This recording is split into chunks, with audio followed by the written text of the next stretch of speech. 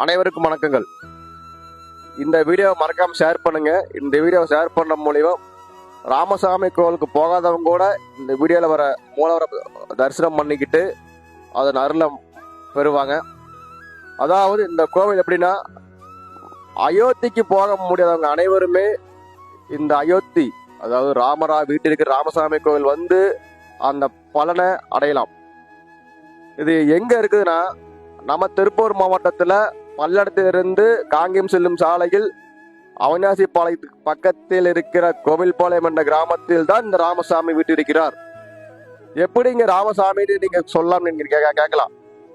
அதாவது புராண காலத்தின்படி ராமரும் லட்சுமணனும் வனவாசம் சென்ற நேரத்தில் சீதாதேவி பார்ப்பதற்காக மீட்பதற்காக இந்த வழியாக ஆந்திராவிலிருந்து இந்த வழியாக வரும்பொழுது இந்த இடத்தில் இவர்கள் தங்கியதாக ஐதீகம். அந்த முறைப்படிதான் இன்று வரை ராமரை ராமசாமியாக வழிபட்டு வருகிறார்கள்.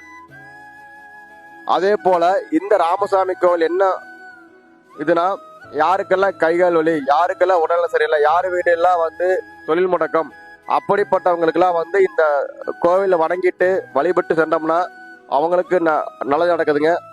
அவருக்கு ஒருத்தருக்கு வீடு கட்ட சொல்லி அவர் வேண்டுதல் எடுத்தாப்படி வீடு கட்டாப்படி அந்த வீடு கட்டுறதுக்கான ஒரு பொம்மை மாதிரி செஞ்சு அங்க வச்சிருக்காப்படி. அப்படி பெருமை வாய்ந்த ராமசாமி திருக்கோவில் நம்ம பல்லடத்துல பக்கத்துல இருக்கிறதுக்கு நமக்கு தான் பெருமை. அனைவரும் ராமசாமி திருக்கோவில் சென்று வாருங்கள். வந்தே மாதரம்.